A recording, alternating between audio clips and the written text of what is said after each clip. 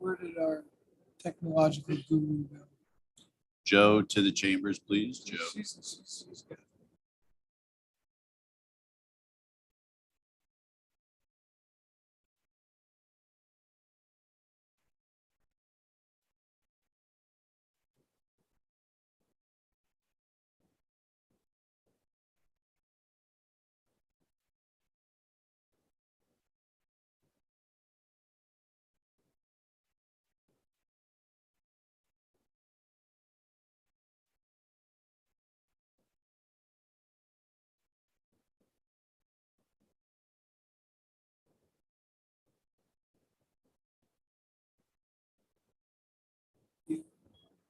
There you are. Okay, we ready now? Yes, you are, Mayor. Okay. I will call the March 8th, 2022 regular meeting of the Mill Creek City Council to order. We'll begin with the Pledge of Allegiance with the Mayor Pro Tem, please, ladies.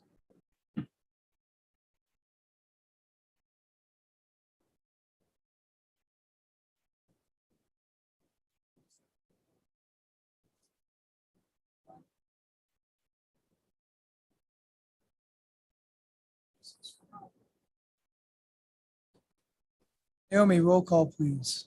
Mayor Holtzclaw, Present. Mayor Pro Tem Vanel, Here. Councilmember Bond. Here. Councilmember Cavallari. Here. Councilmember Steckler. Here. Councilmember Allison. Here. Councilmember Duque. Here.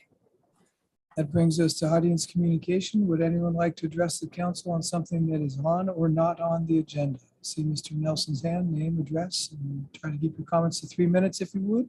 Mr. Nelson? Yeah, Will Nelson, 14925 29th Drive, Southeast Mill Creek. Items not on the agenda. For those who might be interested in Gross Senate House Bill 1660, authorizing accessory dwelling units, has apparently died in the Senate, but I'm sure we will see it again next year.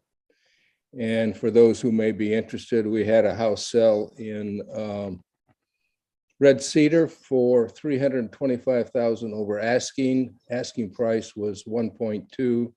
It went for 1.525 million. So it continues.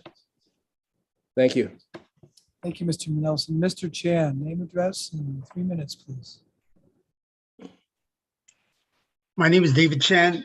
My address is 1421 South Lake Stingley Drive, Linwood, Washington. I come before you as a concerned citizen who speak from my heart and not representing any agency or group. All I say is my own personal opinion. For full disclosure, I am a fire commissioner of South County Fire. I'm serving on the finance committee. I'm also a board member of Snow 911, serving on the finance committee too. Because I am a CPA number cruncher, they automatically put you in finance committee. I've been a fire commissioner since 2006, and I've been chair for 4 years since during the last economic downturn, and we learned the lessons important to long-term finance stability, and we've done diligently since then. I'm here to say that I support the fire's annexation to South County Fire. I was not in the country during the February 8, 2022 meeting. Therefore, I wasn't able to vote. Had I been at the meeting, I would vote yes, and would be 5-1 and not 4-1. So I want to bring you to give you why I'm supporting the annexation of every 5 bullet points in there. For the public who are not familiar, Regional 540, RFA, it is putting the resources together to serve the region. And we have been talking about it since I was 2006, and Mill Creek participated in that. The breakthrough is really Linwood and Fire District 1 joined 2018. You can ask the mayor, the city council, and majority of them, they're glad that was done, and they take that big budget items off their city budget. So it's 5 points are: 1, tax representation. The commissioner represents his district, so there's someone representing you. And it's good for the new RFA resident, in this case, the Mill Creek resident. Suffolk County Fire is a strong financial position. It has built up a reserve fund, all the fire station equipment, building, land, and all paid for. Suffolk County Fire do not have any debt, so Mill Creek resident can immediately enjoy the equity that we have. Also good for current RFA residents because it's good for as many people paying to the levy. The levy rate should continue to drop. Of course, there's some other condition determine the levy rate. One simple way I explain to people is a homeowner versus renter. If you are a homeowner, you really build up the equity and determine your own destiny. As a contract city, you are just a renter and you do not determine your destiny. One of the things that Suffolk County Fire is a benefit charge. It is more equitable way to tax. The rate is based on the cost of the readiness to serve you. So because you own a $1 million house, it doesn't mean that it doesn't mean that you require more service, yet you pay a pretty high value. So the concept is a commercial big box store. It requires more equipment to get ready. So they are taxed at a higher rate. So that's equitable. So the resident not subsidizing this commercial. So based on these 5 points, I support the fire annexation. And I welcome anyone, council member, other citizen, whatever, want to reach me for discussion, anything, I'm ready anytime. Thank you for your time. I appreciate it very much. Thank you. Anyone else like to address the council? Once, twice, there'll be another opportunity at the end of the meeting. I'll move into our presentations. I'm going to turn item C, the International Women's Day Proclamation, over to the Mayor Pro Tem. Thank you, Mayor. Today is International Women's Day, and this whole month of March is Women's History Month. So we have drawn up a proclamation, and I will read it now. Proclamation recognizing March 2022 as Women's History Month in Mill Creek. Whereas Women's Day first took place on February 28, 1909 in New York City as a national observance organized by the Socialist Party to honor the one-year anniversary of the garment worker strikes in New York. And whereas in 1910, Washington became the 5th state to enact women's suffrage, and our state's role helped spark the campaign that resulted in the 19th Amendment to the U.S. Constitution in 1920. And whereas in 1980, President Jimmy Carter issued the first presidential proclamation declaring the week of March 8th as International Women's Week. And in 1987, Congress passed Public Law 100-9, designating March as Women's History Month. And whereas, based on current U.S. Census data, 49.8% of Snohomish County's population is women who comprise 61% of the countywide adult labor force, and also that 34% of Snohomish County businesses are women-owned firms. And whereas women of every race, ethnicity, sexual orientation, age, ability, religion, and socioeconomic background continue to make significant and historic contributions to the development and strength of our county, state, nation, and world. And whereas women from diverse backgrounds have fought for equal treatment for all, recognizing that together, women have and will continue to make strides to resist discrimination against women and achieve equitable treatment and compensation through collaborative efforts and solidarity. And whereas the 2022 theme of Women's History Month is women providing healing, promoting hope. And now, therefore, we, Brian Holzclaw, Mayor, and Stephanie Vignal, Mayor Pro Tem of the City of Mill Creek, do hereby proclaim the month of March as Women's History Month in Mill Creek. Stephanie. Item D. Move into our annual report regarding our waste management contract. Turn it over, I think, to Director Todd to introduce this. Yes, thank you, Mayor Pro Tem and Council. Real quick intro, Marcy Matabusan is our public sector manager, and she once a year gets to come and talk to us. And in keeping with the Women in Business theme, I think it's all appropriate that she take it over. So Marcy, here's your slides, and here you go. Great. Thank you so much, Director Todd. And good evening, Council and staff and members of the public. As Director Todd introduced, my name is Marcy Manabusan, and I am a contract manager for waste management. Although I should probably say, or maybe some of you have seen or heard, we've actually rebranded and now we're just WM. So we're far more than waste. And so from now on, you'll just hear me refer to us as WM. So I'm just waiting to see the slides. I see. Are they up there? No, I see meeting invite. Oh my goodness, excuse me. I'm sharing my screen, but it's not showing the right one. I may apologize. I'll try again. Sharing screen 1. Is that your slides? There we go. Perfect. Okay, apologize. First slide. Thank you. No problem. Thank you. And so once a year, we provide an annual report as part of our contract. It's probably, if not the largest, one of the largest contracts that the city has for solid waste and recycling collection. So part of the requirements is we provide, annual data and report on what we did during the year. So a couple of things that I just wanted to highlight for you this evening. Really excited to be getting back to some events. It was great that we were able to join the Mill Creek Festival last summer, partnering with the chamber, providing some education to folks that were able to make it out to that event. And so we're really looking forward to doing that with the city as well in 2022, starting off with the extravaganza event coming up here pretty soon. So really excited to be back out there. And if you want to go to the next slide.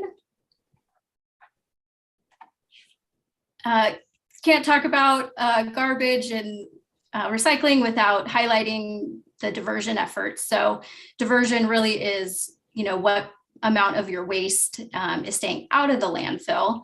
And so just threw a couple numbers out there for you, about just over 5,500 garbage and recycling customers in the city. And compost service is a subscription, so you can choose to have it or not have it. And so 3,500 customers, or roughly about 65% of residents, also subscribe to compost. And so the great thing here that we see in Mill Creek is over half of the waste is being diverted from landfills. Next. On the topic of recycling, I also wanted to highlight some of the virtual tours and things that we have added to our toolkit.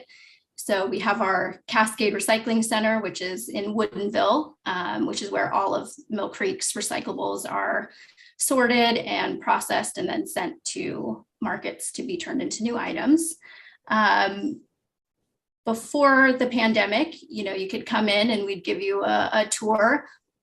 And so we've kind of shifted gears where we offer these virtual tours.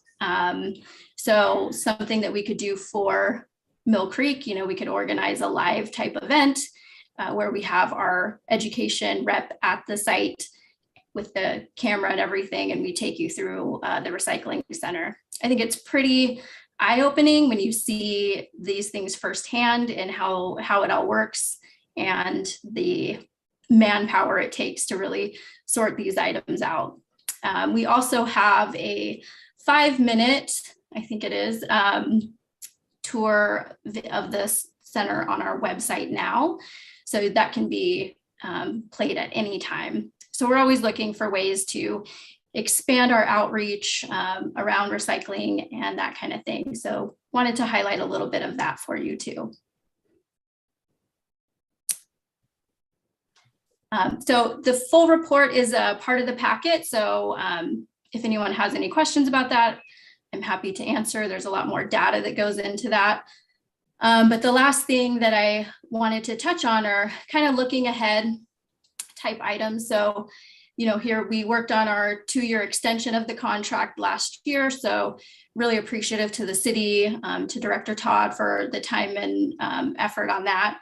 That starts July 1st. We've also been working to update our service guide to kind of give it a refresh so that people, have the best information on how to recycle, what goes in each bin type of thing. And again, appreciate Director Todd's input on that as well. We should have that ready to come out about the time our extension starts, so about summer, as we finish incorporating all of the edits and comments that were provided for us. So I think it's just a great way to educate folks and make sure that everyone has the tools that they need to be good recyclers. So, and then these next two technology enhancements that I wanted to update the city on are really exciting things that are coming. So the first, I've talked about our Cascade Recycling Center that's in Woodinville. We are going to be doing a full rebuild of that facility this year, and multi-million-dollar investment going into that. So just for some background, that facility was built in 2003, I think. So it's still fairly new as far as facilities go, but we're doing a full rebuild of it. We're going to bring in a lot of new technology, and really that's just going to help us sort out the material so that we have clean, really clean bales that have no contamination in it, or very little, and so that we can get those, give us priority with markets and that kind of thing, so that, so we just have better quality material going out. And I think it just speaks to our commitment to recycling. So, I hope you feel confident that, you've made the right choice in contracting with WM. We are North America's largest recycler. We continue to make these multi-million-dollar investments in the technology and all of those things so that, people can really be confident that items are getting recycled and that we are doing that responsibly. And then the last technology update that we have coming to our residential trucks is we call it WM Smart Truck Technology. And so that's a system of 4 cameras that go around the truck on the outside. We already use them in the commercial trucks, the ones that service the dumpsters. So we'll be adding this technology to our residential trucks this year. And really the big benefits of this technology is that it improves safety. It keeps our drivers in the trucks. They don't have to get out to look into bins or anything like that. They, just have to show up, service the container, and then move on. Improving our efficiency in service as well, keeping them in the trucks, and then reducing contamination, which is something that we've chatted about over the couple years that I've been in this role. So what happens there is, as we empty a recycling cart, as an example, we'll be able to see what's coming out of the cart, and then we'll be able to identify when there's something that doesn't belong there. Plastic bags. I think we've talked about that before. So it just helps us to identify those materials. We can notify customers, and we can talk about turning that on or not turning it on. But, we can send them an email kind of thing to say, hey, we found this in your recycling. Doesn't belong there type of thing. So we do use this, have this technology already in a lot of our other areas. So it's out there and on the streets. I know that we've talked about contamination before, and just a couple of anecdotal numbers that I pulled for this meeting. For the last year, I went back to March 1st of 2021, and currently, without this technology, if we see contamination, for instance, on a cart, we'll leave an oops tag. And I think we've talked about that. It's just a tag that attaches to the cart, and we say, hey, we found this in here, doesn't belong. So we've had 132 of those recorded for the last year. And of those 132, only 13 folks have had more than one. So not too bad. I imagine with the technology, again, that's our drivers noticing the contamination as they're doing their job. With the cameras and having folks that are dedicated to reviewing that footage and looking for that, I'm guessing that we may see a little bit more being recorded.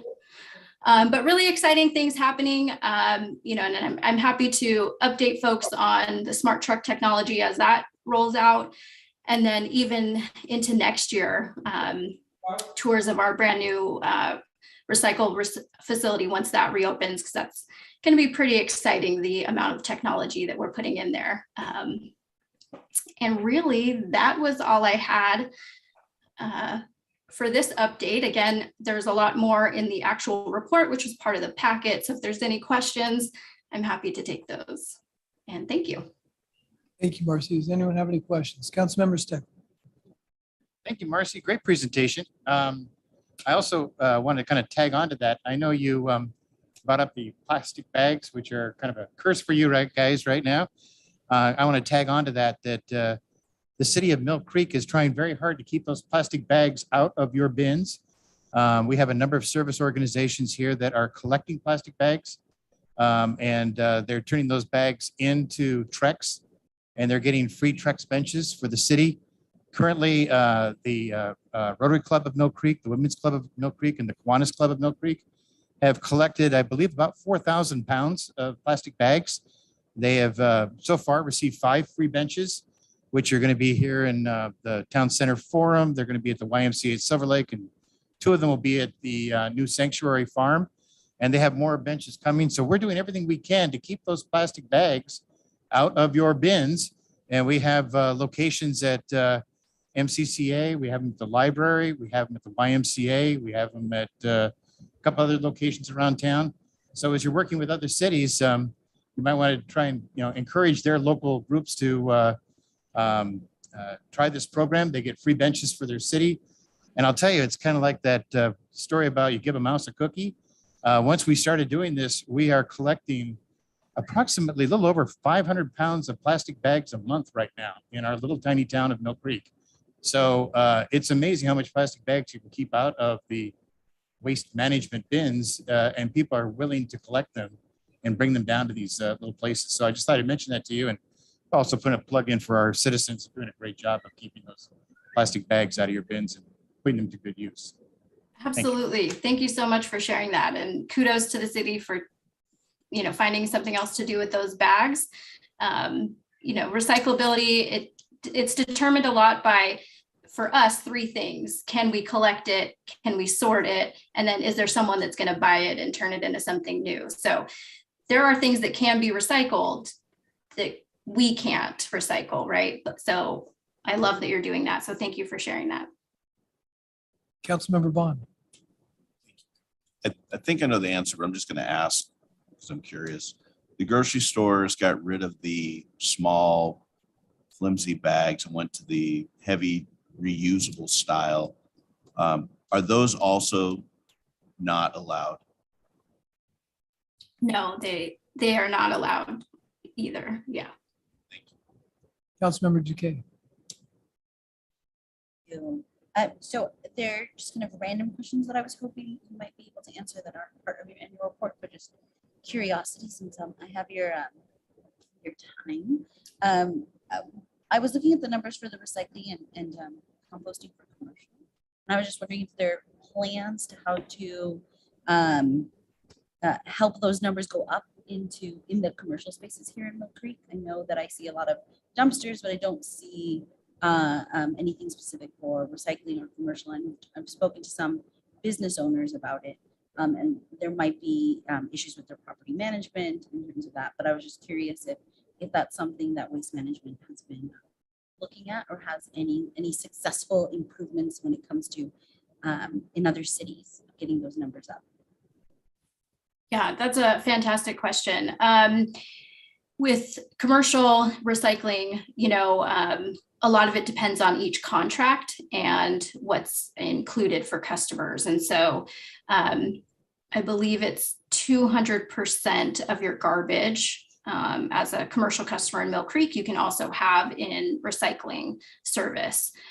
So there is service available for customers that's already part of the rate that they're paying. Part of our report that we share every year, and Director Todd and I dug into this a little bit on Friday, is multifamily customers that are not recycling or composting. And I think really what we found out was most of them are recycling, and then composting is the other piece. It's an additional charge, and so that deters a lot of folks from signing up. But yes, the recycling is part of your garbage up to a certain point, and so why not take advantage of it, right? I don't have any specific data on how many of our customers are recycling in Mill Creek. I can certainly follow up on that on the commercial side. Thank you. That was, I appreciate it. It was just curiosity because I saw that there were plans for improving recycling for residential. And so I thought, oh, I wonder if there's been anything successful when it comes to commercial. Next question I had was, this is a strange one, graffiti on dumpsters. Is that waste management responsibility to clean those up, or, whose is it? Yeah, definitely. So, those are our dumpsters, our bins. And so what happens is if a customer contacts us, we'll replace it with one that's clean, and then we'll bring the other one back to our yard and repaint it so that it can be reused.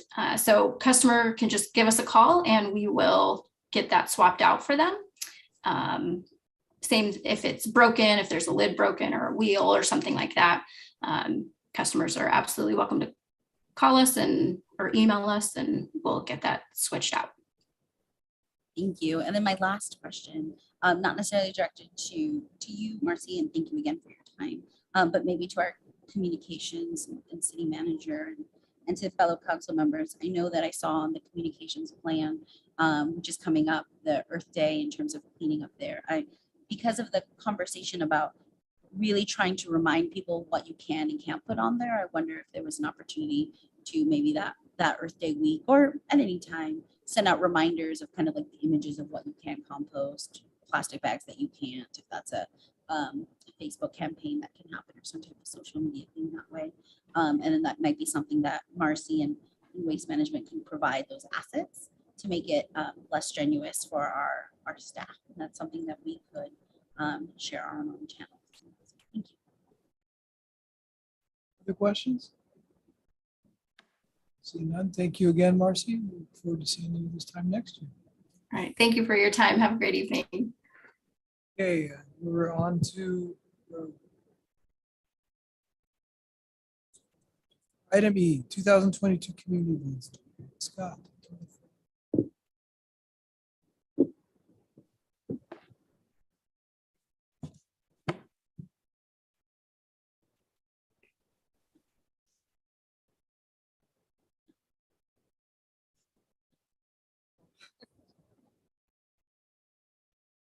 Naomi's going to bring up her slideshow.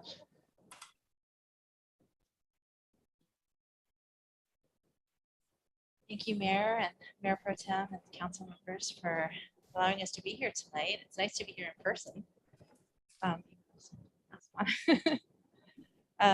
have a few notes before we get started with our presentation. This presentation is based on the spreadsheet that we presented last week, which has already changed. So you'll see that there's a few changes, good changes, but it's a working document, so it probably will always change. Anytime you'd like an updated version, we're happy to supply them. Also, you'll find in your packet a budget presentation that was prepared by staff in 2020. And we're just offering that as a reference. We don't have our own budget presentation at this time. But it has some good numbers in it. And we expect that probably the one thing that will go up are costs for supplies, because everything's more expensive this year. So, lastly, we will be happy to answer questions on any of this at the end of the presentation. All right, so slide 2. I'm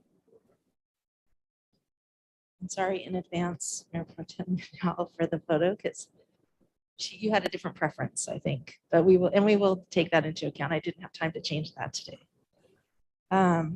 So this is about City Chat. Mayor Holtzclaw and Mayor Pro Tem Vignal held their first virtual coffee chat this year on January 31st. And we were excited to see that because we often receive calls from Mill Creek residents with questions and comments about the city. And it's our hope that as this City Chat becomes a regular occurrence, we'll be able to suggest residents attend as a way of sharing their concerns and in a productive way, as we do suggest that they attend council meetings, but this might be a less another opportunity for them. And we're looking forward to the next City Chat on Wednesday, April 20th. Okay, and next slide. Happy faces. Coffee with a Cop, which is coming up in just a couple of days on Thursday. It's going to be from 8:30 to 11 at Starbucks in Mill Creek Town Center. And we invite all to enjoy a free cup of coffee and a chat with several of our police officers. And we hope to make this an event that happens more than once a year, but we're still waiting on that future date. So more to come on that. But we're excited for this event, and I know it's to be well attended. Next slide. The extravaganza. It really is. Saturday, April 16th at Heatherwood Middle School. As in years past, we're partnering with Venture Church. They're wonderful partners and are really helping us because they've done this before. Scott and I are new to this, and we're happy to have all of that insight. Town and Country Market and WM, formerly Waste Management, have generously stepped forward as sponsors.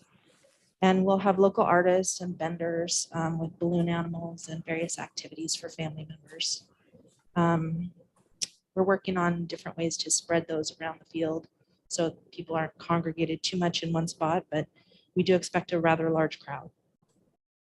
Mill Creek Food Bank will be on hand collecting donations. And I just learned that last extravaganza, which I think was 2019, they collected 2,000 pounds of food. So they're excited to be there. We're excited to be a part of it. And that's just wonderful. And this event requires hundreds of hours of work and planning to be successful. And we're so grateful for our Youth Advisory Board for accepting the task of filling nearly 18,000 plastic eggs. So that will be spread all over the field. So we're excited about that. All right, next slide.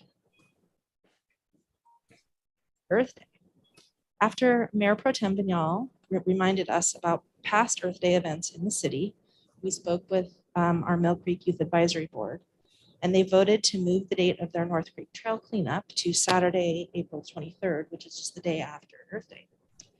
So what we're going to do is, along with some of the ideas that Councilmember Duque offered, we'll post about Earth Day that week. And then once the trail cleanup is done, then we'll be posting all the photos from that event. And then we'll look towards next year for other ways that we can collaborate on that day. And thank you for that suggestion. All right, next slide.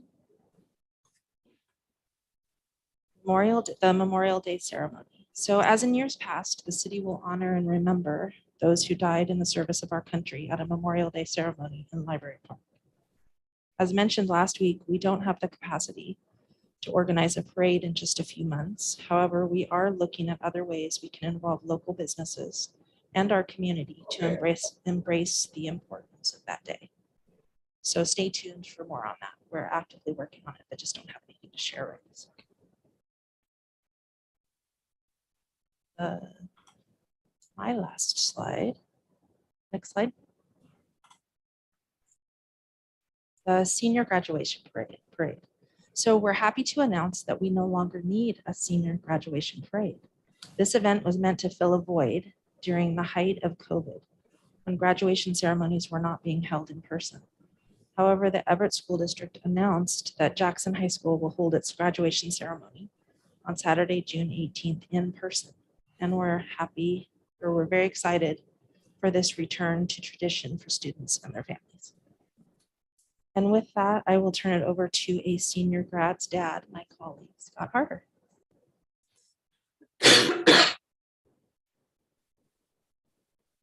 Thanks, Jody.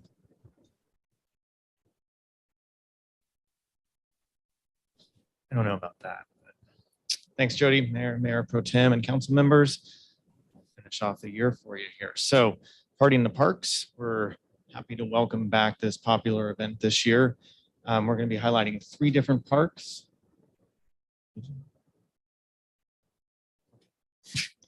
3 different parks, including Exploration, Heron Park, because of pickleball. I don't know if the Prince will be there, and Freedom Field. So Freedom will also tentatively be including a skate park event, along with opening up the concession stand, and we'll be welcoming vendors and more.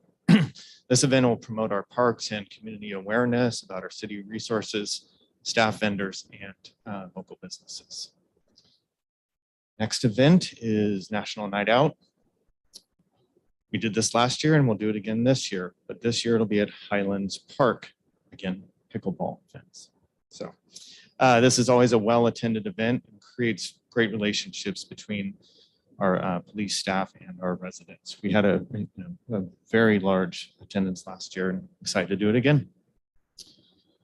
Following that will be one of our larger events, which was dubbed the Halloween Candy Caravan last year. Next slide. Yeah, thanks.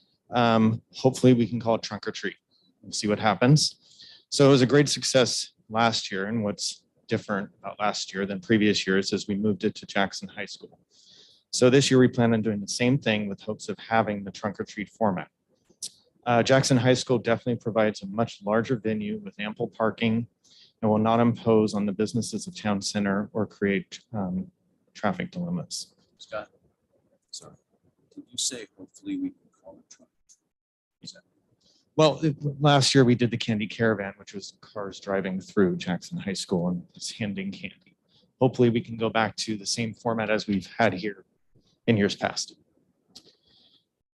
So this is definitely one of our bigger events. And this year it'll be held the day before Halloween on a Sunday because we can't do it on a Monday at Jackson. Next up will be Veterans Day ceremony, commemorative ceremony. Although last year's was only virtual, we hope to host this remembrance event once again at Library Park and the Veterans Day Memorial on November 11th. Hopefully we'll have a much larger audience that will be then followed by the next slide, Veterans Day Parade. So we haven't had a Veterans Day Parade since 2019. Jody and I have not experienced any of that. So we're excited to announce that we have started initial planning for the city parade. Don't have any details yet, but it is going to be our biggest lift of the year. It will require massive resources, contractors, volunteers, large sponsors, and more. So more details as we get closer to that. And we'll probably lean on a lot of you that have a lot of historical experience to help us out. This next event comes from the community action mind of my amazing colleague, Jody Hawkins. The Festival of Trees, shop local. Other cities have done similar events like this, and we have some great ideas on how to start this festive tradition in Mill Creek. This will include all of our local businesses and possibly our residents. This will help local businesses promote and create community involvement as a festive competition that we plan on rolling out in late November. We're excited about approaching the A&B board to help us out with this event. And last but not least, after the Mill Creek Town Center Santa Parade, thousands of people will roll down into the parking lot outside for the annual tree lighting ceremony. This will take place, just outside. Hopefully we'll have the tree lit by the Public Works group, and the community will join Santa as we light the tree. It's always been a well-attended event. I've seen, as you can see, one of those pictures, it literally looks like a music fest or something, but a large amount of people. So we're super excited to do that. With that, we are open to any questions or comments. Thank you, Scott and Jody. Councilman Cavalier. Thank you, Mayor. No questions, just a quick comment. Thanks for putting this together so quickly for us tonight. I think everybody's excited, really, I would say, for lack of a better term, chomping at the bit to really get to our events and the level of excitement in the community, even for myself and having a new granddaughter. These events really is a new level, new adventure for me, and I look forward to the parades and everything. So I think we're all happy to get back to it.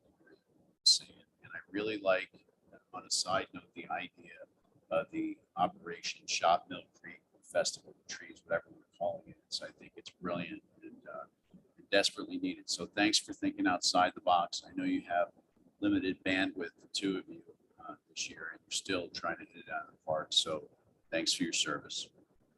And with that, I wanted to talk about extravaganza. Jody and I decided the first council member that was going to talk was going to volunteer to wear the bunny suit for photos. Are you good with that? He is wearing pink tonight. Other questions? Councilmember Duque? This is all wonderful. I will constantly remember that your fall is completely packed, and to keep that in mind consistently, because you have one thing after another. I just wanted to publicly say I would love to help and volunteer for any of these events. If there's anything with Memorial Day, I helped out with the party in the parks when I was on the Park and Recs board. So if there's anything like that, I will follow up personally on it. I did want to say I am sad to hear that we're not doing the senior graduation parade. I volunteered last year for it, and I had this discussion with quite a few of the parents, because a lot of the parents who volunteered, it was because they, their kids were younger. There was a couple of us who actually had kids in preschool, and we were helping because we liked the small town feel of having a community that has this like local parade for all of our seniors. And I know how time consuming that was. I remember seeing it. I remember seeing how busy it is, but I like that there was something special for our seniors, and not just Jackson, but also for our seniors who go to Archbishop and any of our, I just wanted to say that I am a little disappointed to hear that we're not continuing that particular tradition. I understand that, maybe closing that chapter will feel good for a lot of people, but I do know there were others that were excited to have that. And that's it. Mayor Pro Tem. Thank you, Mayor. Thank you for this great presentation. Thank you for putting together and talking to the Youth Advisory Board and moving things for Earth Day. I have a feeling you're going to have some Girl Scouts out to help to earn their badges for Earth Day. So everyone's going to be really excited about that. I do want to reiterate what Councilmember Cavallari said about thinking out of the box and coming up with the Shop Local campaign for the holiday season. That's great, Jody. That's brilliant. And things we need to do to get people out. I do want to say with Councilmember Duque, I get it. I know why we don't have, we're saying that things are opening up and we're not going to have the senior parade. And I know that we set out originally saying that this was just going to be something that we were going to do because they couldn't graduate in person. But with that knowledge, I also know that the public really loved it. And I feel like we're going to hear about it if we don't have it. So I think we need to be aware that we may end up having to figure out how to make it happen, because there may be so many people that complain to us because the parents really do love it. And I did hear from lots and lots of parents last time that they really hope we keep it. So I do anticipate that they're not going to be happy with this if we don't keep it. So I just want all of us to keep that in mind. I do understand that why we don't have it, because we have to pick and choose what we're going to do. We can't do everything. And we had set out to say that it was only going to be until COVID ended and they could start graduating in person again. But I guess I'm just suspicious that our intention may not turn out to be our reality in the end. So I just want us to be prepared for that. Thanks. Councilmember Steckler. Great presentation. Thank you. And I think when everybody looks at this, we loved everything you put up there. So no complaints on anything. What you take down, all we're going to bring up is things that maybe we'd like you to do in addition to that, that's obviously what we're going to come up with. I'm going to bring it up two things. One, I concur with the senior parade. I do know it's a huge amount of extra work. I think maybe what we might suggest, I think we're drawing a conclusion here that maybe it's because it's so much work that you didn't want to do the senior parade. I don't know if that's the answer, but if it is, maybe we could look at bringing in a consultant or somebody to help coordinate it for you, because it's an extra workload. If that was the reason why you chose not to do it, if it was maybe a different reason, maybe we could address that. But I do concur with the other council members that I got a lot of accolades about it, not just from parents whose seniors were graduating, from citizens of Mill Creek, because they liked the fact that we're traveling through the city, we're celebrating our youth, we're coming together as a community. And that was a great event for that reason. There were a lot of people on the streets of Mill Creek whose kids were not graduating, but they just loved to get out there with signs and yell and scream and congratulate the young people that are graduating. So it was a great way to bring the community together. If there's a way to bring that back, maybe that's something you could bring back to council and say, okay, if you really think you want it and you think it's important, here's what it would take to do it. I think we'd be open to that, because I do think we would have a lot of support from the community. That's one input. The other one that we used to do before the pandemic, before your time, which was a great one also for bringing the community together, bringing people together in our get out of your home and come down together. And that's one thing we love about these events, was one called Pianos on Main. And it was really a beautiful event throughout the summer months when it was warm, when people could come down into the town center, or maybe even to some of the other areas that we have now, like the Forum, or maybe some of the strip malls even. And we had these pianos that were painted by various merchants or various entities. And it just was a great celebration of summer. And people sat down and started playing them. Some were pretty bad, shouldn't be playing them, but some were very good. And it was a wonderful event. And it just brought people out into the community. I didn't see it on your list if it was something that we could consider. It wasn't very expensive. The pianos are basically free. The biggest expense of the piano, because you look at Facebook, they're all free, but you got to go get them. And we have to paint them. But it was a labor issue. Who was going to actually be the one on the city staff to go get them, haul them here, haul them out to the city? And there was a storage issue. But that was a great event that a lot of people really loved, that we were sorry to see go. But due to COVID, we didn't really want to promote people coming together in town center, so we stopped doing it. But that was just one I would bring up, that was a very popular one for many years. It was really, really kind of cool. So maybe we could take a look at that. You could let us know if that's any thoughts on it, whether it's possible. Well, we do have the pianos still. They are over in City Hall North. It's something that hasn't occurred to us because of COVID and spreading germs and collecting. So that's something that could still be a possibility. And just to touch on the senior parade real quick, there's several different reasons why.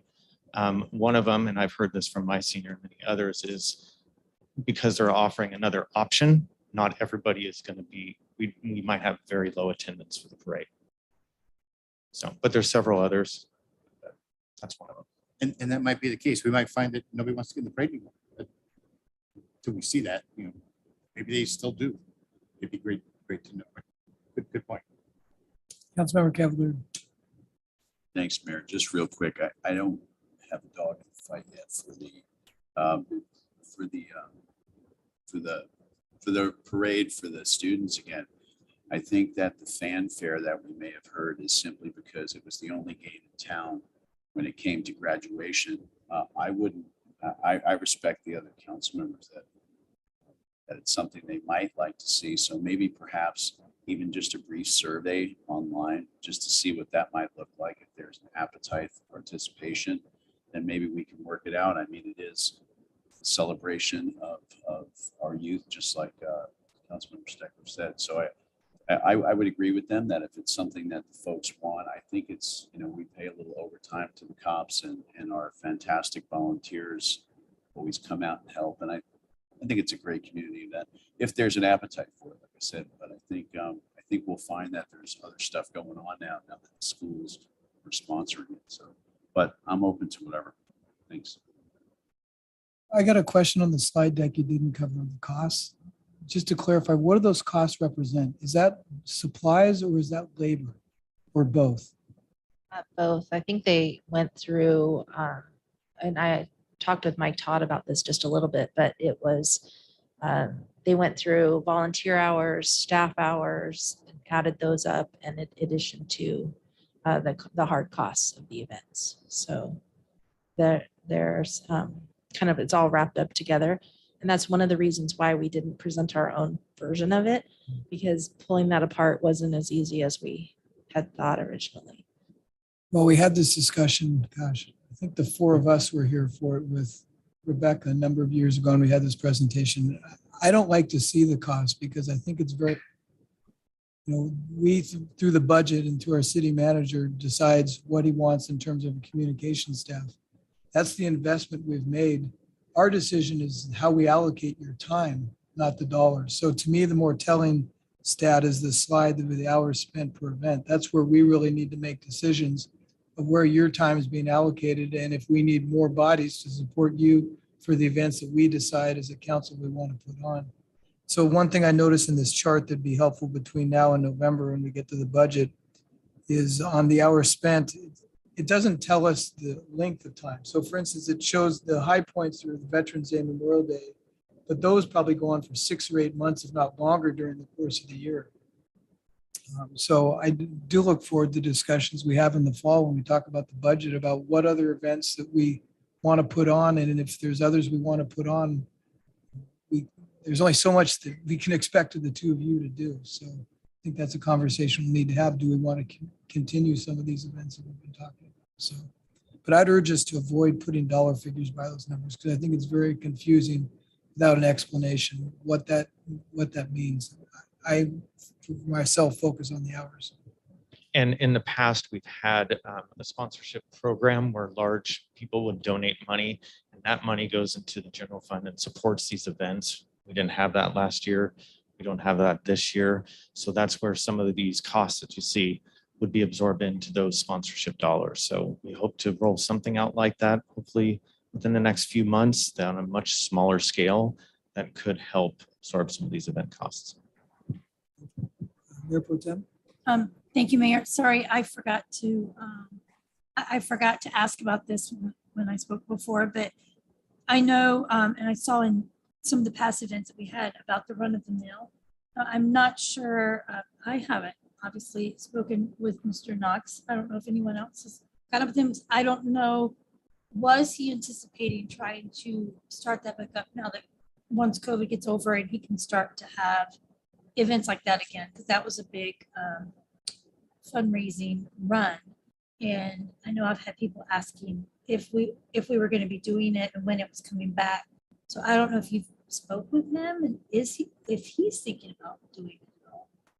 We did not speak with him. However, we did speak with Heidi Butts from Mill Creek Town Center and asked her specifically about that. And she was going to reach out and let us know. And that was just about a week ago. So we're just still waiting to hear back, but we'll check on that and let you know. Perfect, thank you.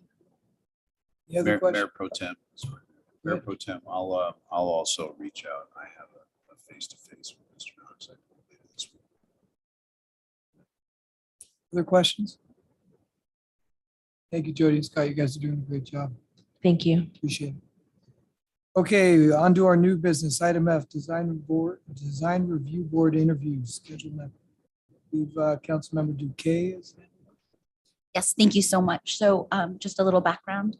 One of the candidates last week wasn't able to make it. And so we were able to meet with him today, Councilmember Steckler and I, and it's unanimous, the two of us, I just wanted to say unanimous, that we really enjoyed speaking with the applicant.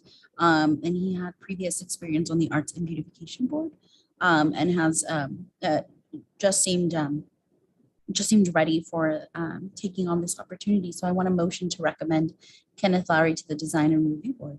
Second. Is there any discussion? Seeing none, all those in favor of the motion, please say aye. Aye. Aye. Any opposed? Any abstentions? The motion is passed unanimously.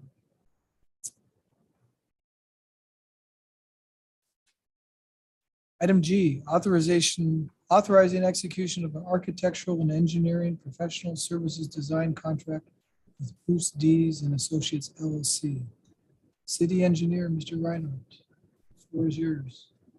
Good evening, Mayor, Mayor Pro Tem, council members. Thank you for giving me the opportunity to come before you this evening and provide you an update and a recommendation for this current project that we have here at Silvercrest Park. A couple things that I'm going to talk about. I'm going to kind of follow my usual standard format, update you on some status items since the last time we spoke, the basis that we use to review the design scope and fee, the preliminary project schedule, again, review for you the project funding and expense table, and then bring a recommended proposed motion to the table for your consideration. So the Silvercrest Park Rehabilitation Project, it's a project in our capital plan. We updated that capital plan title, scope, and funding in December 2021 in our CIP update. We know as of the last council meeting and subsequent authorization that all funding sources are now secured, so we can proceed with design on this project. We do have a ticking deadline. It's not a fast deadline, but of December 31 of the end of this year in order to complete the project to comply with our Snohomish County grant.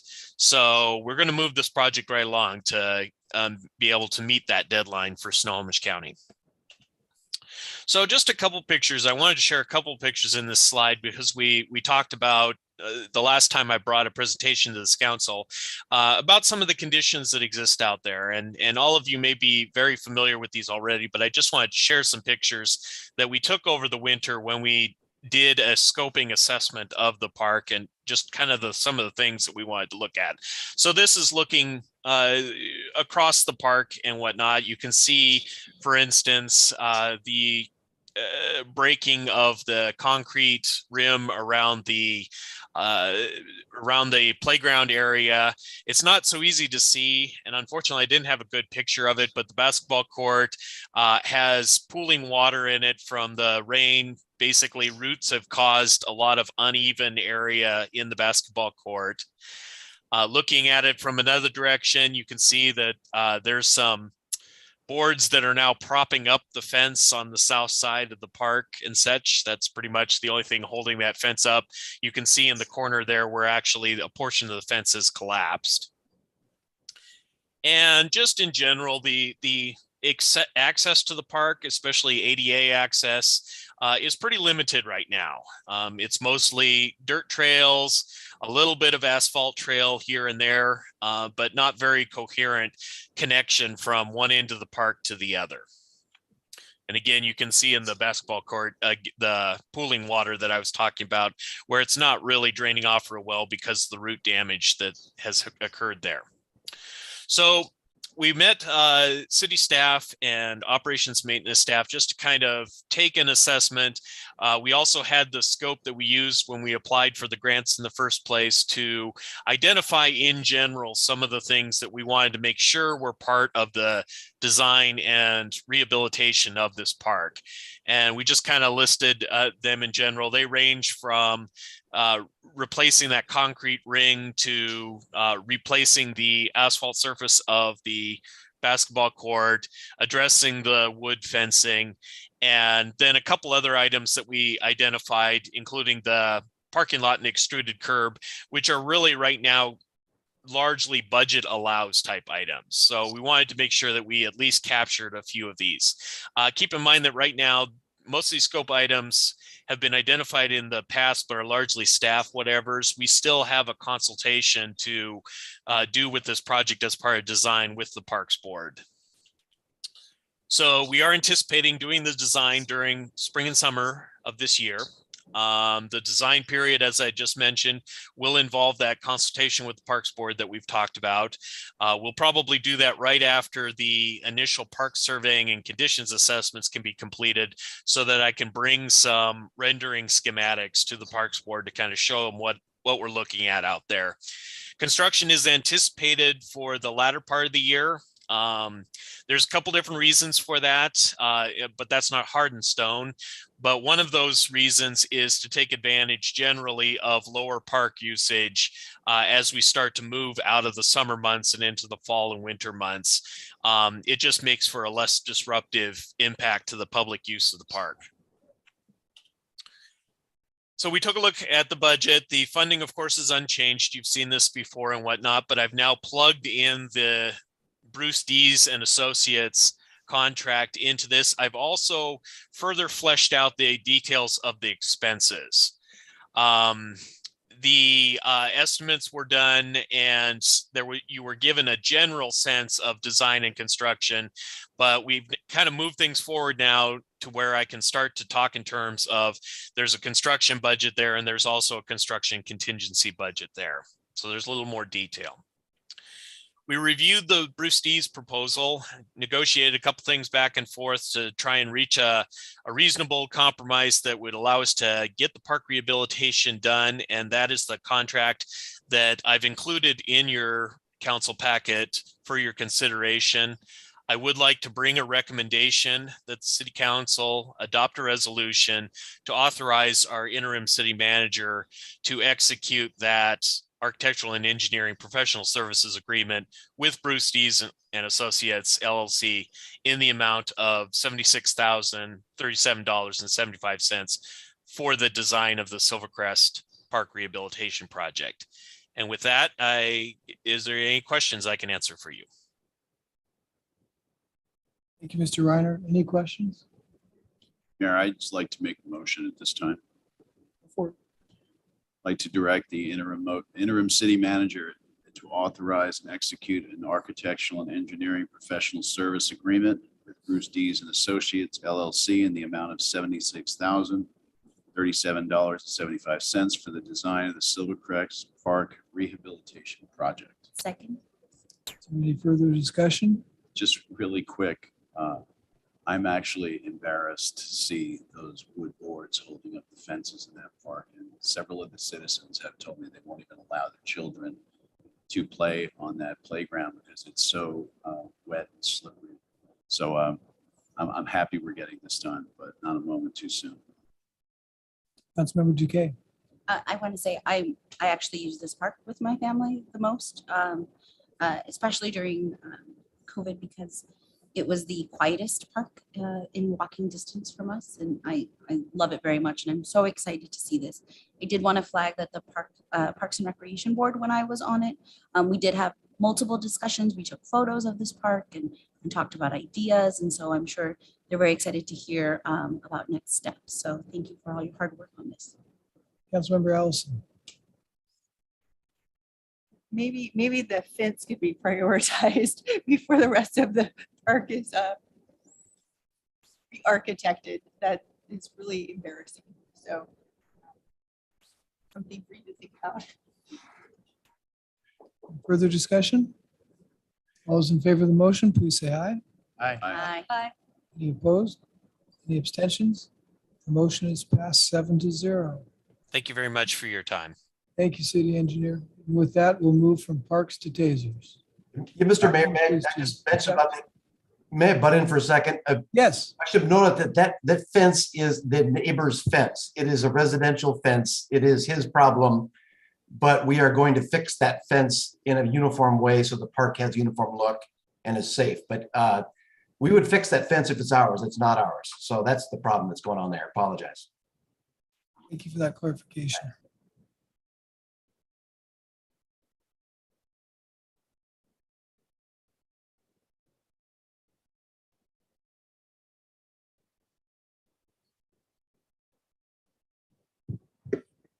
Good evening, Mayor, Mayor Pro Tem, Council. Thank you very much for the opportunity to speak before you today. I come to you with a brief presentation. It's nice to be here in person rather than on Zoom, so I appreciate the opportunity. Thank you. A brief presentation regarding tasers. In 2015, the Mill Creek Police Department purchased approximately, I think it was a little bit more than 23, maybe 25 tasers for the police department. And that was the X2 taser. It is what we call a conducted energy weapon. It is what is a less lethal option for our officers. It is the primary less lethal option for our officers. It's what they carry on their duty belts. It's been a very successful program, and it is actually performed very well in the field that TASER has. However, the platform that were purchased in 2015 has a shelf life typically of 5 years, the service life of 5 years. And we're now in 2022, so we're several years past that, and we're starting to see faults in the system. The TASERs are starting to have more and more problems. We're having major faults be reported by officers. Those TASERs are then taken out of service because they're not reliable. And as a result, we're also having LCD screens that are going out, not allowing the officers to see exactly how they're deploying the device. And so those TASERs are taken out of service, and we don't really have anything to replace them with right now. The fact is that we've had a few officers leave, so we collected those TASERs, but now we're to the point, even at the staffing numbers that we have currently, that we no longer have any backups. We are at a position where if one more TASER goes down, we're going to have officers on the road, and I think we're already in that position where we don't have TASERs for those officers to deploy with. So as a result, I went out and requested a few quotes from the vendors that are capable of providing those devices. There's only 2 vendors that are able to do that for us here in Mill Creek. The manufacturer, Axon, is one of the vendors that's capable of providing or actually selling those items. The other vendor is Proforce, which is a law enforcement sales company. They have the contract through Axon to do the service or to actually sell those items here in Washington State. And the quote covered 23 devices, which is the current staffing numbers for the department, which is sufficient for us to get by. And that also covered all the cartridges that go along with the TASERs, the holsters that we use on our duty belts to cover the new TASERs, and actually a targeting system as well that we can use for training. The department, I was able to get in touch with Finance Director Brock. She has helped me locate within our existing allocated funds for the 2021-22 budget the ability to cover the purchase of those TASERs. So we're hopefully we can move forward and ask that the council approve a motion for the city manager, the acting city manager, to move forward with the purchase from Proforce in the amount not to exceed $71,963.13. And with that, if you have any questions, I'd be happy to answer. Councilmember Steckler. Chief, I have just one question. The 23 TASERs, does that number cover you when you're fully staffed? Yes, it does. Okay, that's all I wanted to know. Thank you. Councilmember Cavallari. Thanks, Mayor. Thanks, Chief. And I think this is incredibly important. I don't think the public understands how important these are on an officer's belt. But from a totally different perspective for cost, the only reason I ask this is because I know we always like to low bid everything. And it's my understanding, because I know the sheriff's office uses Axon, don't we get if you utilize Axon, don't we get the like the maintenance that goes with it, the full replacement if they go bad and stuff like that? So it's kind of an insurance policy, I think, for the other 6 brand. We may want to consider that. I'm open to that. I know that that's what they do. I know that's what they do with us. So it might be appropriate. It's not low bidding if we're getting that additional service. So just a suggestion. Actually the warranty bundle it's basically when you buy a TASER, it's a bundle of services that you obtain with it. So that same warranty that's provided by Axon is actually provided by Proforce as well. And where we're getting some value back from Proforce is Proforce will actually allow trade for your existing TASER inventory, where Axon does not. Other questions? Guess on that basis, I'd like to make a motion to approve to purchase the necessary less lethal conducted energy weapons options for the police department. There's no dollar figure over here. Not to exceed $71,963.13. Second. Is there any discussion? I just want to comment. Oh, sorry, and I just started talking about things. That's fine. I just wanted to comment. Thank you for the presentation and thank you for anticipating my question before I even had to ask it, because you were showing me the amount for the tasers. And I was thinking, I realized we really need this, but where's the money coming from? And you showed me that you'd already anticipated that question and figured out where the money was coming from. So thank you for anticipating that. And with that answer, I really appreciate it. Any further discussion? Hearing or seeing none, all those in favor of the motion, please say aye. Aye. Any opposed? Any abstentions? Motion passes unanimously. Brings us back yet again to recurring old business, the adoption of the camping ordinance policies and procedures. Turn over to the acting city manager and city attorney.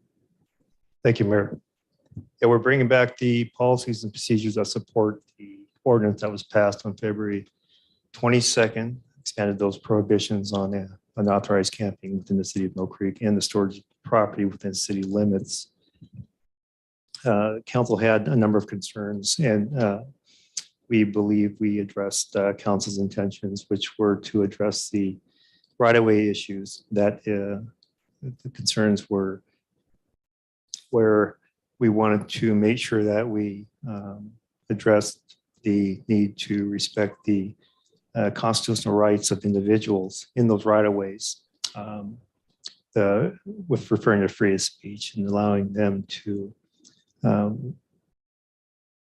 receive goods and services, while at the same time providing opportunity for the city to also protect the health and safety of those individuals in those types of situations.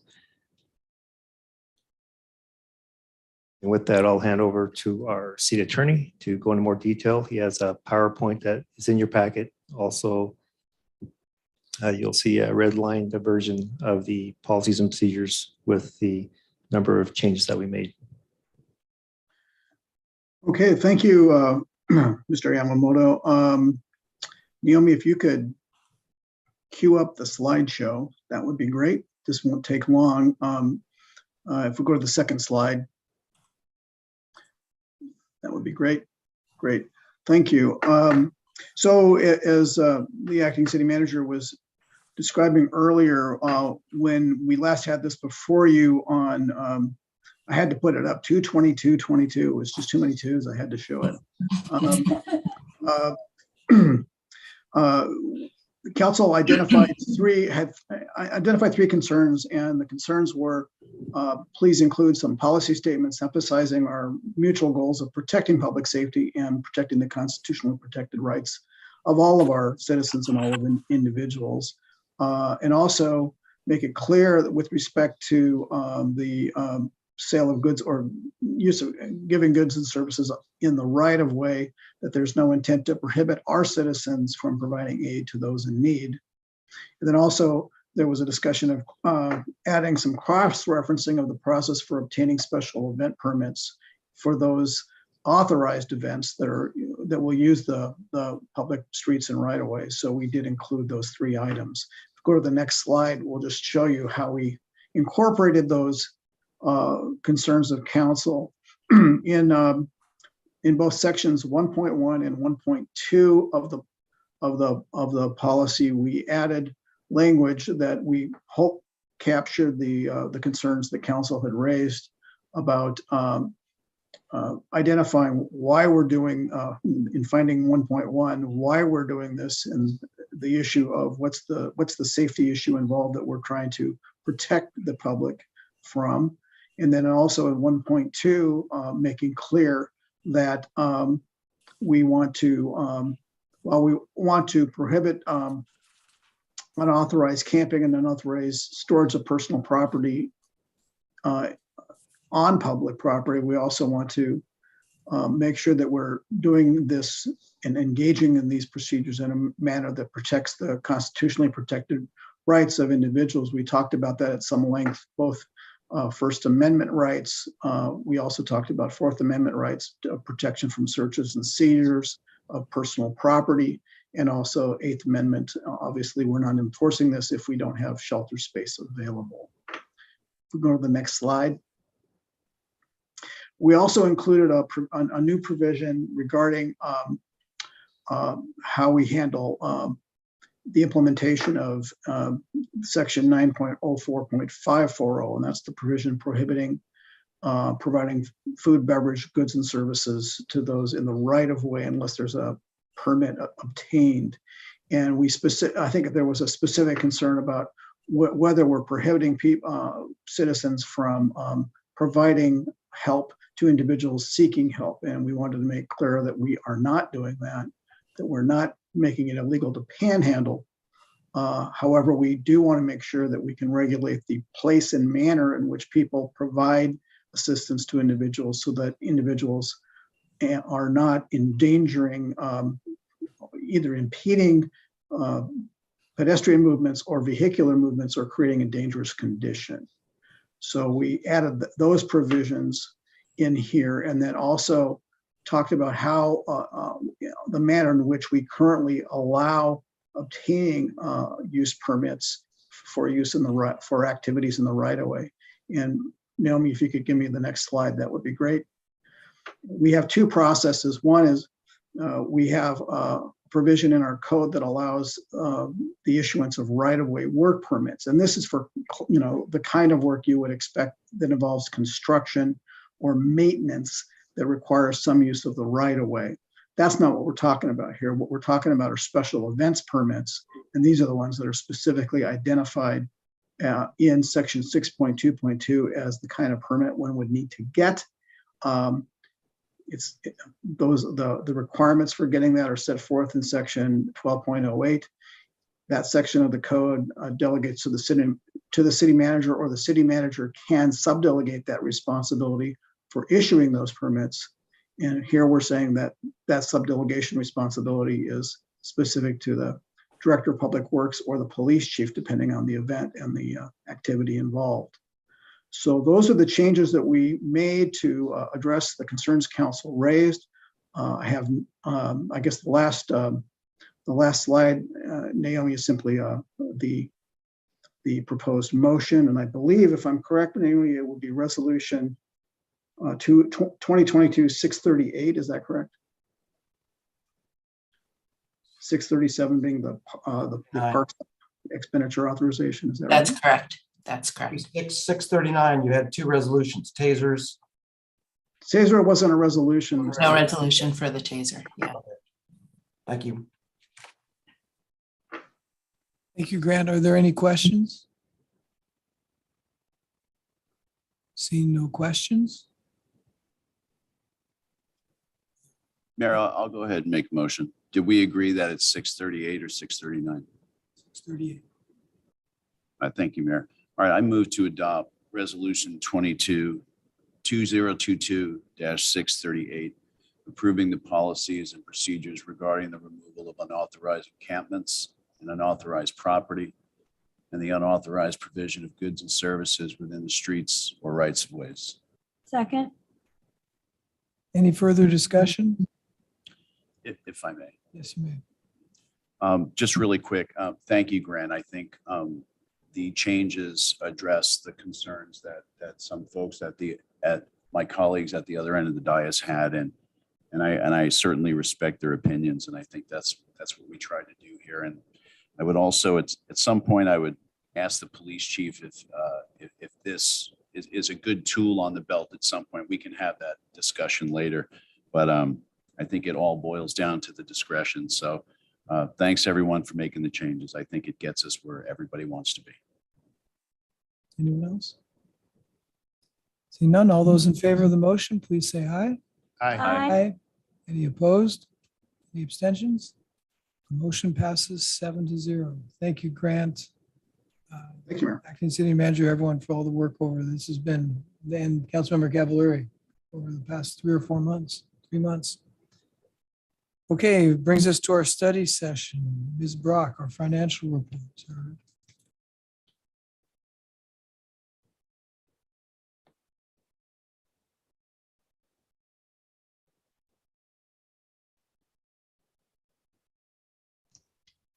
All right, can everyone see my screen? I was thinking this might be a little on the small side.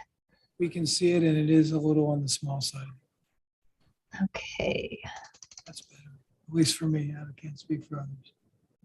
Okay, so I'm just going to start on our balance sheet.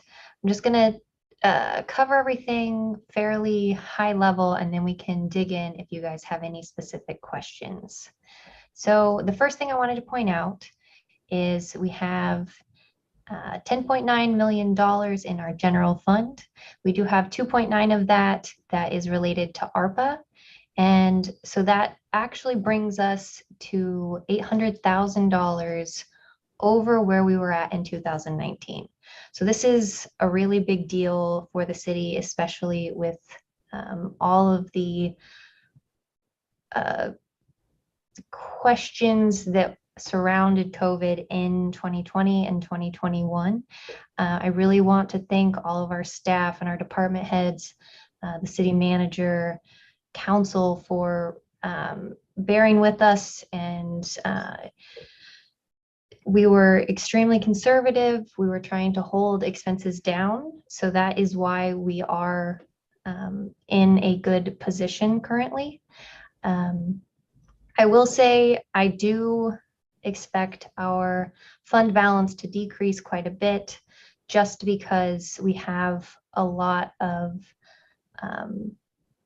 progress to make as we start moving forward again, and as we have more bodies that can start moving the city toward normal operations. So from here, I'm just going to jump to the general fund. Here we go. So I just wanted to hit, so right now we're about, so at the end of the year, we were about $31,000 over revenues to budget.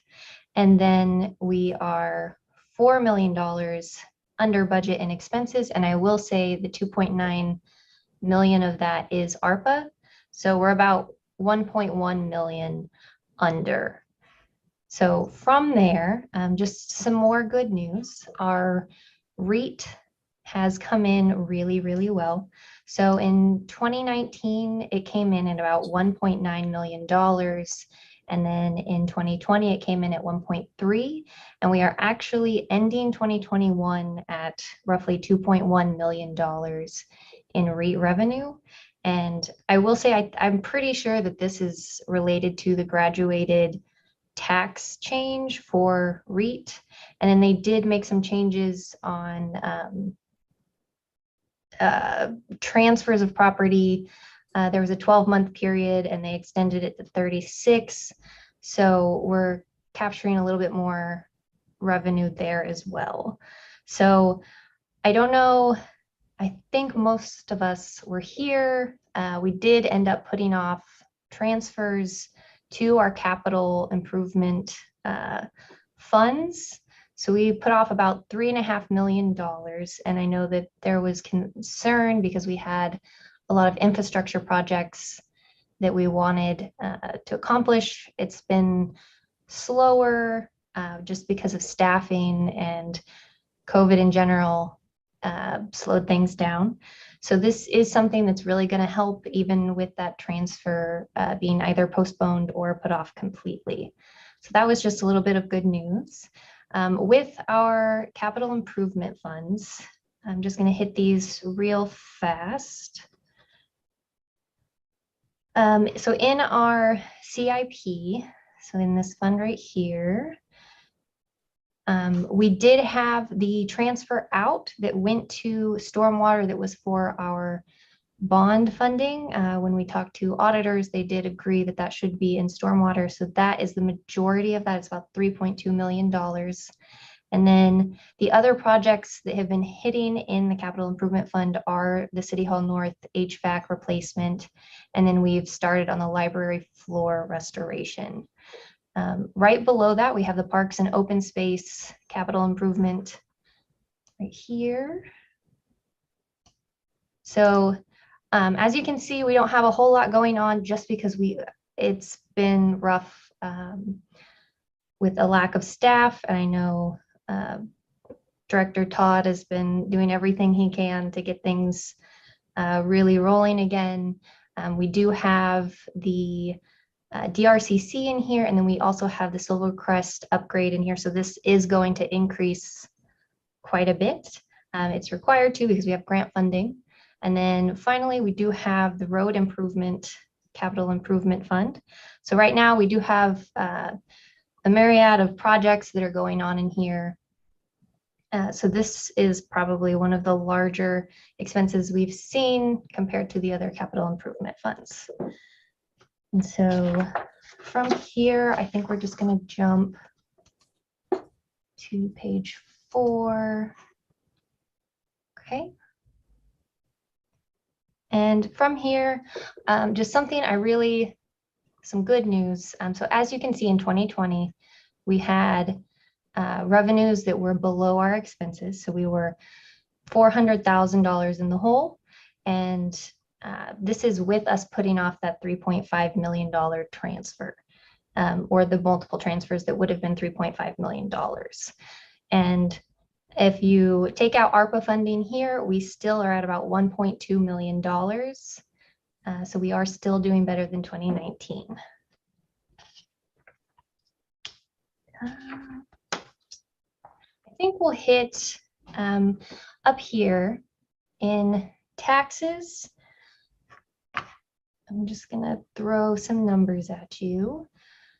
So we did have our property taxes come in the fourth quarter. And so that brought us to about $8.2 million. We're about 0.25% over budget for property taxes. And then sales tax overall annually for 2021 was about 4% over budget. But I will note that sales tax was down in the fourth quarter, and we were about $53,000 under 2020. So we'll kind of get into sales tax here shortly. I'm just going to hit some of the highlights on the different revenues. So charges for goods and services right here. Right now we have passports that are down by 13%. We did start passports up back in May, and so that would make sense that they were down. I do know we've been working really hard. We had great numbers for February. We're looking at opening a third and fourth window, potentially on the weekends. So this is going to cover that gap pretty quickly. We're hoping that we can do better than what we budgeted, but we're a little bit behind right now, so we're not going to make any promises. So from there, we also have recreation revenues that are roughly 42% below budget due to COVID, but we are expecting those will increase as the pandemic restrictions lift and positive COVID cases keep dropping. And then developmental services that are also under your charges for goods and services are about 8.5% below budget as well. So we've got a 4% increase in sales tax over budget. So that has been offsetting all of our losses that we're seeing in our charges for goods and services.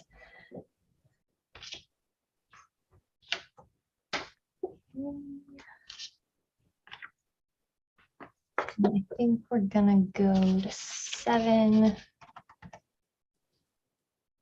All right.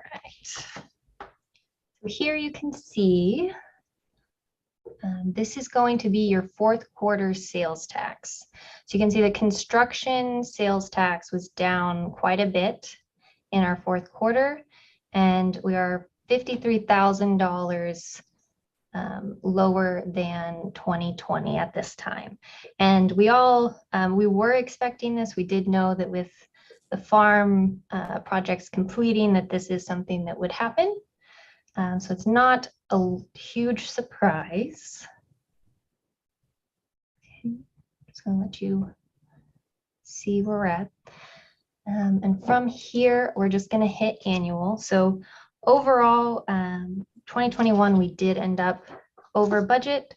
So our retail trade, construction, and accommodation and food services were our top 3 areas that sales tax brought in the most revenue. And we were about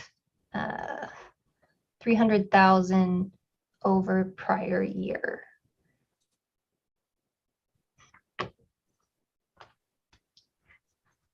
Or what drove the increase in professional, scientific, and technical services? That doubled. It did. So that's going to be things like engineering, your accounting services, your IT support. So I would say a good example is Zoom, I think is a good, so like as the pandemic was rolling out, you had a lot of people that were doing things electronically. You needed more professional services, and you needed them. The services you received looked different. And so that's where I think that's what really pushed that. If that is.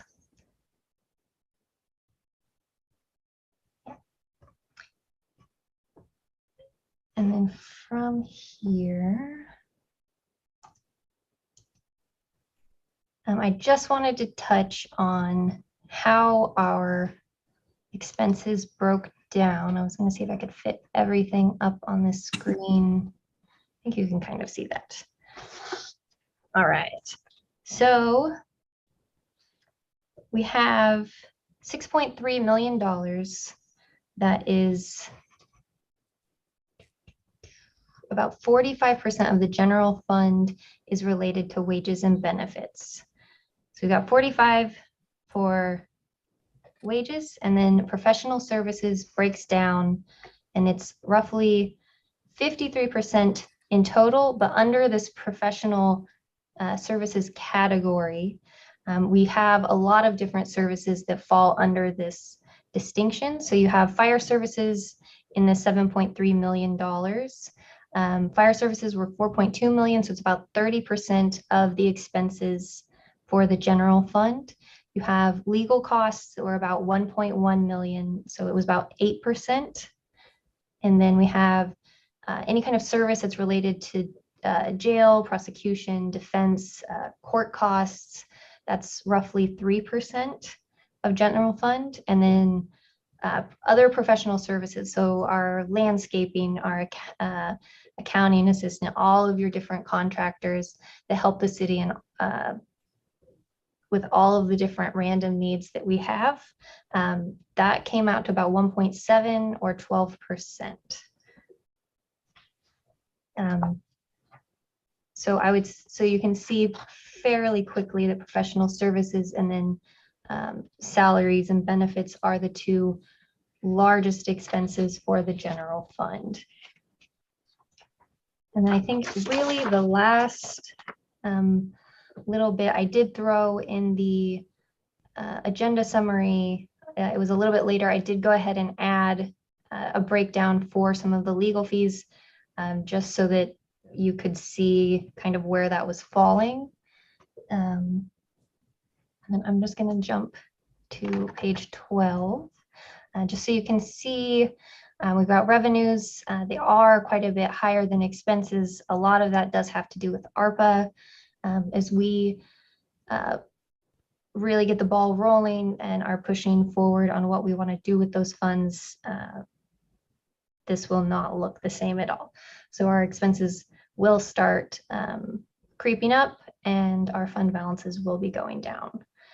And I can take any questions from anyone if council has any. I can't see you, so you're going to have to just speak up. We will. Any questions?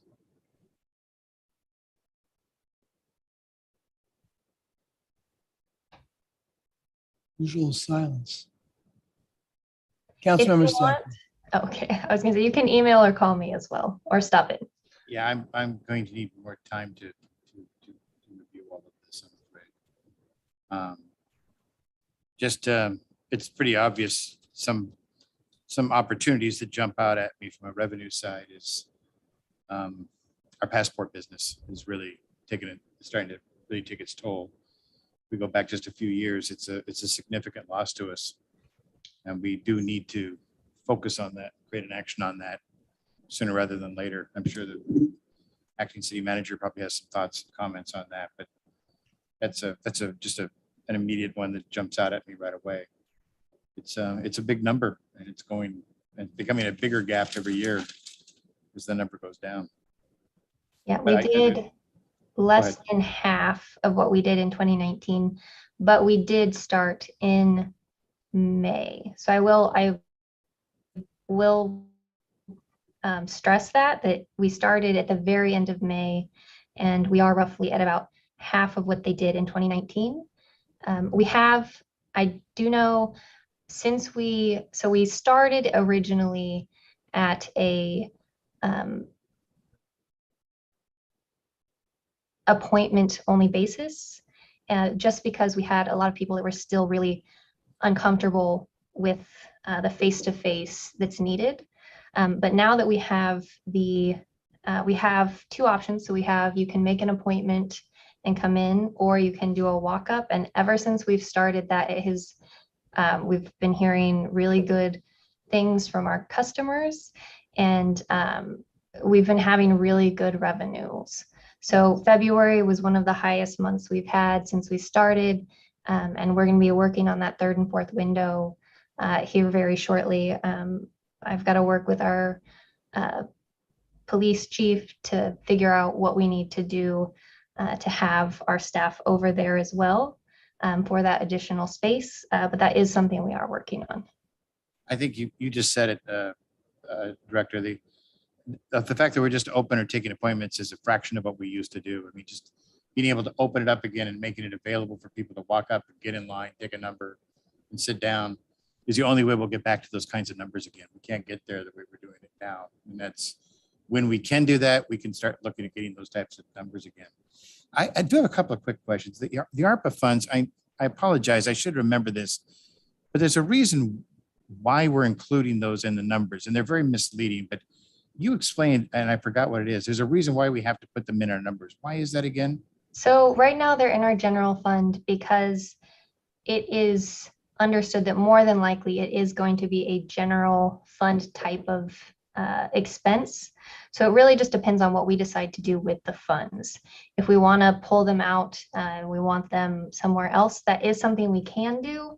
But if we do end up doing, say, grant funding, things for our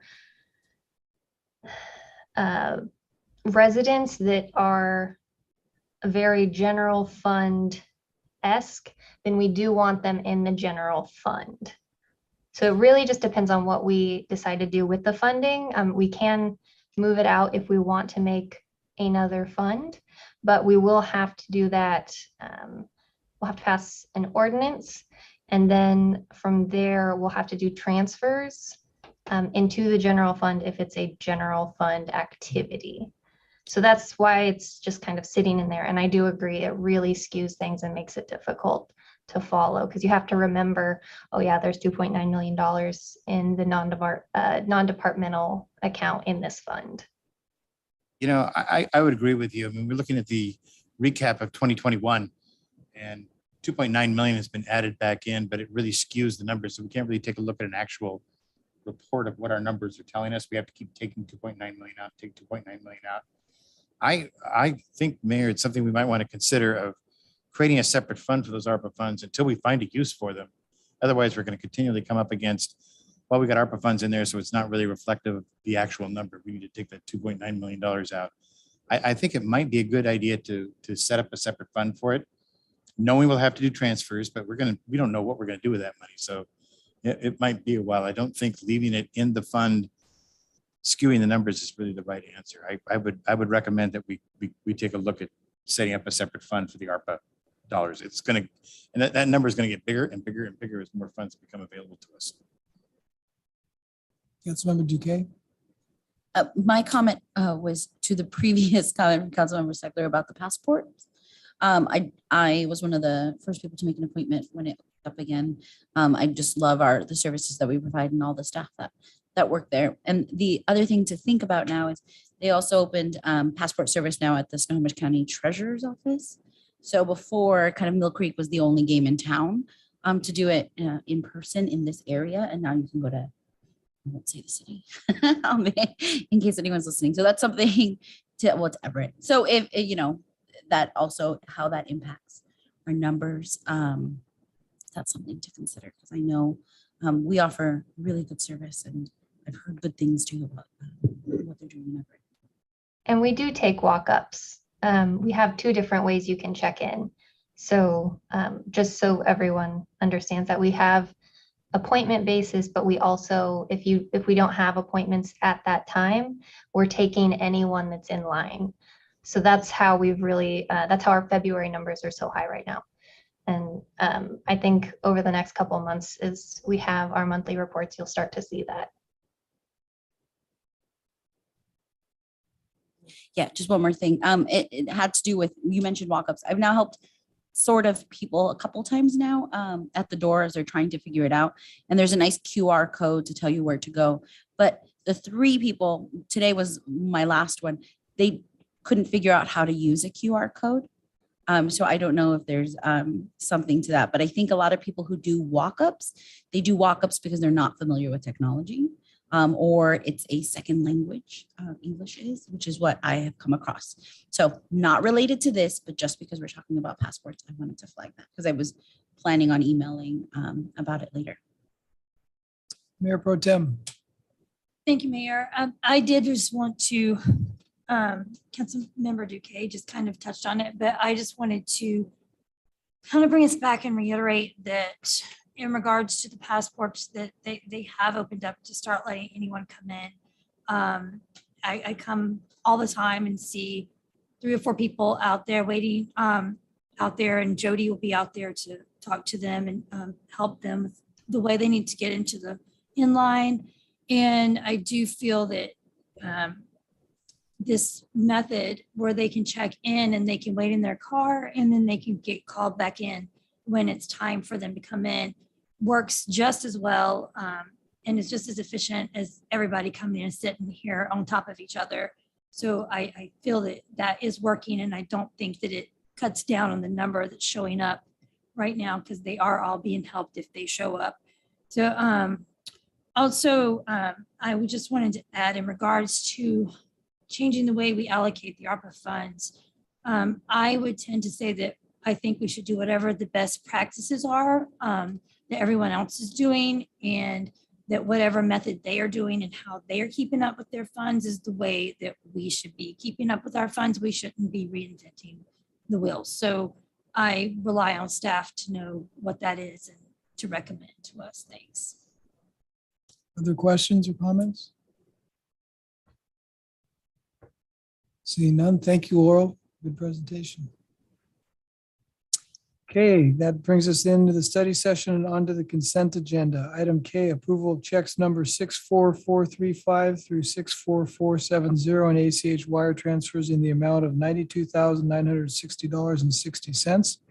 Audit committee was myself and Councilmember Allison. I had no exceptions. No exceptions. And item L, payroll and benefit ACH payments in the amount of $232,248.22. No exceptions. No exceptions. A motion to approve the consent agenda. So moved. Second. All those in favor, please say aye. Aye. Any opposed? Any abstentions? Consent agenda is approved 7-0. Reports, just 2 quick things for me. The SCT meeting for this month was canceled. So there's not a meeting till April. And then we will begin night 1 of our retreat a week from tonight, our special meeting. So some very easy homework will be forthcoming in the next couple of days to be prepared for, but we are set to go. We will start at 6, have a hard stop at 9:30. We will not go overboard. If we get done early, we get done early, but we will not go past that time. So that's what I had for tonight. Mayor Pro Tem, any report tonight? Thank you, Mayor. I have a couple things. First, I just want to, I want to request, there was some information on the news regarding a shooting that I'm under the understanding was a BB gun, but and I've had a few phone calls today, so I hope we can get an update for everyone on that tonight. And I'd also like to recommend that perhaps we put out a formal statement on the website. If it's not already up, I apologize. I haven't looked since earlier in the afternoon, just because we are getting phone calls on that. Also, I want to know if we have an update on reaching out to the firm for the city manager search and getting that started. I'd like to remind everyone that we are going to have a SWOT analysis at the retreat next week. So start thinking about your strengths, weaknesses, and everything ahead of time. So you're not having to think of it on the spot. So everybody will be prepared. And I did have the health department meeting today. And no one will be surprised, COVID numbers are continuing to go down right now. They are anticipating there could be a slight bump in April because of the BA2 variant, but Dr. Spitter has kind of explained it to us kind of like a ball bouncing. And as we move along, the ball is going to bounce less high until finally it's just barely dribbling along. So we're to expect a few blips here and there as we move along. And I know Councilmember Vaughn wasn't here last week when I announced that Heather Thomas is leaving the health department, and it was going to be her last meeting with us. And also there was one case of measles in the county that came in. It was picked up somewhere else, and has been isolated, and we think that's contained. So that's the news from the health department. Thanks. Councilmember Bond, any report tonight? No report. Councilmember Stafford?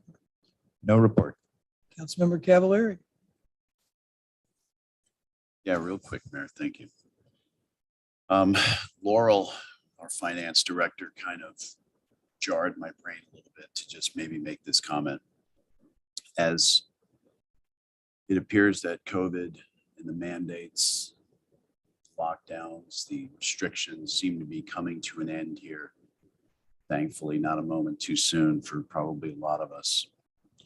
Couple things come to mind. First, there have been a large number of our staff, our police department, Mike, Jody, Joe, Naomi, just to name a few, and I'm probably leaving some folks out that have been here throughout, not taking days off. They made sure they got in here. And I think sometimes we forget that this whole wheel kept spinning the whole time, and maybe we cut back on some services. Maybe we didn't do the revenue we had hoped, but the doors stayed technically open, the lights stayed on, and the public stayed served. So you folks are heroes in my book. I'm thankful. I'm blessed to live in this city and work with such a fantastic group of individuals. And you have my utmost admiration. Thank you. Councilmember Allison? Report. No report. Councilmember Duque? No report. Acting City Manager, your reports. I don't have personally a report, but our chief of police does. Thank you, Mayor. Thank you, City Manager, Mayor Pro Tem, Council. I was asked tonight to start off with a report on hiring processes currently within the department. I'll start with lateral processes because that's where we're focusing our efforts the most. Unfortunately, we've had some reduction in our lateral list. We've had one candidate withdraw, another candidate didn't meet standards. And so we are currently down to 2 lateral candidates that are currently in the process still. And we actually have 1 additional lateral applicant that we'll be looking to move forward with an oral board as soon as possible to get them established on that list as well. In regards to entry levels, we have identified an entry level candidate that we're moving forward through the process. He has successfully completed the polygraph examination, and we'll be moving forward with that process as well. We also did contact the final candidate on our police support services technician positions. And so that person has accepted a position. We hope that they start somewhere around the mid-April. So that would bring our support services up to almost the full staffing level that we anticipate. In regards to the incident that Mayor Pro Tem is referring to, we do have an active investigation regarding an incident that occurred near the farm. It did involve a firearm And we do anticipate that that was more than likely an air gun or some type of BB gun, maybe possibly pellets. We have recovered some evidence and some things of that nature. Yes, the investigation is ongoing. So I just want to have you have the confidence that it is being addressed, and we will be making a statement soon regarding that investigation. Anything further, acting city manager? One thing I just remembered, Mayor, you mentioned that Snohomish County was distributing COVID-19 test kits. Well, we received more than we asked for, so we'll be distributing those the coming week. And we have masks as well. Mayor Pro Tem, you had asked about the status. We reached out to the firm, Colin Basinger, and requested a contract, and we'll ensure it's in legal now. We're going to ensure that it addresses all the specifics that are in our RFP. Thank you. Thank you for that update. And that brings us to item O, end our meeting with audience communication. Excuse me, anyone like to address the council before we conclude? Not seeing any hands go up, so if there's no objection, we'll adjourn the meeting at 7:52 and see everyone on the 15th for our special meeting with the first night of our retreat. Night, everyone will be adjourned.